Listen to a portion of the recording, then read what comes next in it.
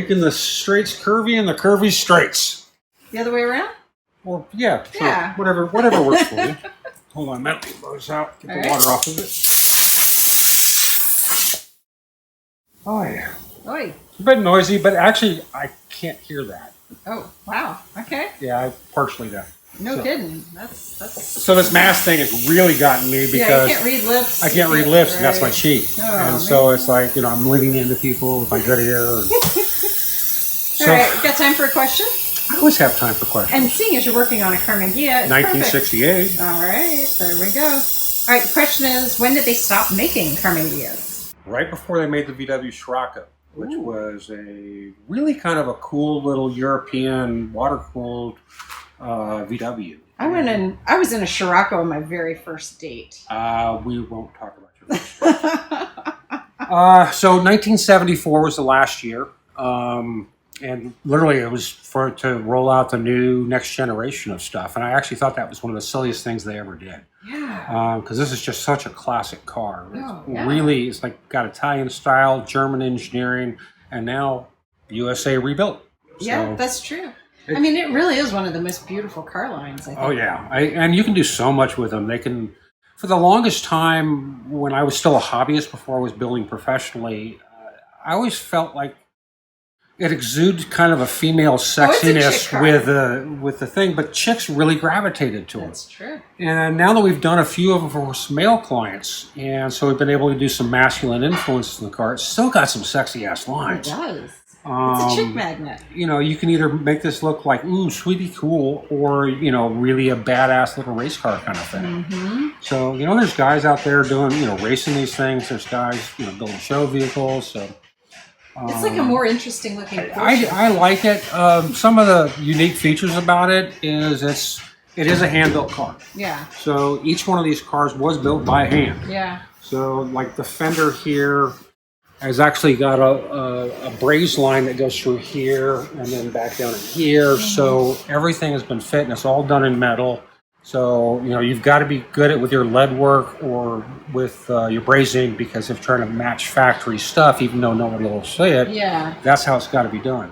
Well, they're a little tricky to paint, aren't they? Because extremely. You have one boo-boo, you got to repaint the entire car. Oh, man. Unless it's like in the rocker, and then you can just do the rocker because you have a brake line. Yeah. So... But what are the odds? There's more than a few times we've had to repaint Ghias because we screwed something up. Yeah. So what I'm doing right now is this is a previous repair. Okay. And it looks horrible right now, but this is actually about 90% better than it was when we started with it. Yeah. So this was actually, there had been an impact here, here, and all the way through here. The same wreck, you think? Same. I think this one was a different wreck. Oh, man. So it had been pulled in and somebody had torn it and then they re-welded this. And I've taken a lot of that out. We're going to have to do some re-welding. But when they re-welded, what had happens is there's too much of a buildup in metal and too much of a buildup in heat. Yeah. And it ends the metal to suck in. So like you can see here, it's almost like it's a point going towards the repair. Oh. And, and they just slathered this in filler and threw some paint on it and called it good. And, and I actually didn't know this was damaged when I first saw the car. I mean, I knew about the rears. I knew about this front bucket. This one was a little surprised. A little surprising as far as where the damage was. So this is like, this will be about a 6-hour repair. But then there's almost no filler work at all. Right. So, it's a 6-hour repair, but... Yeah, you end up with a solid repair. And it'll pass a magnet test all day long. Nice. So, and then this is great because normally we have bottom 6 to 9 inches. Oh yeah, this is that are rusted out. This is actually really good. This is in not bad condition. I mean, there's crumples, there's boo-boos, there's whatever. And there is a little bit of rust, and not really in the areas that we would consider. Yeah. But, there's a little bit on the inside where the carpet got wet or something like that, but those are real small. Compared to how, some of the cars that have come in. We've had Ghias where we had to It's literally from here down. Yeah. And it's everything from here down. Oh, yeah. So, overall, this is more fixing old damage. Yeah.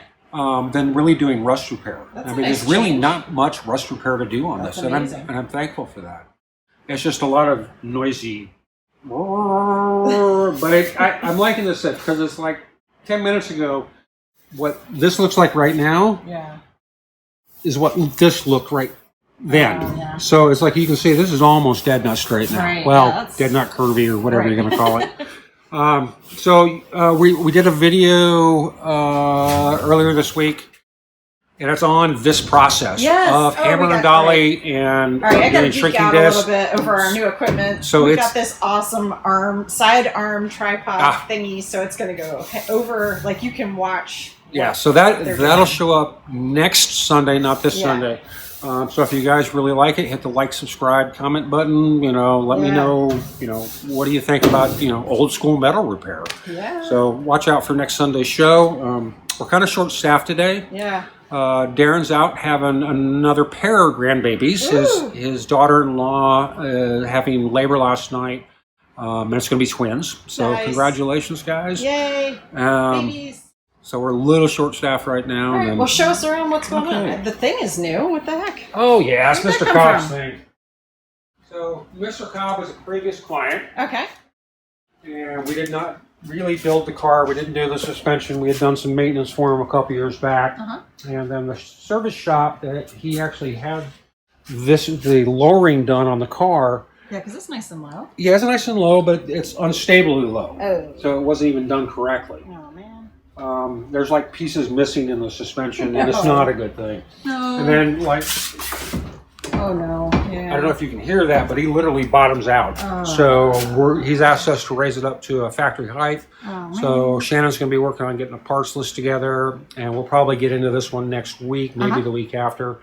A little quick and easy job. Sure. It's a cute little But thing. auto issue also, somebody, I think Yeah, it's a lower pedal. We need to replace that. Yeah. And what do we have here?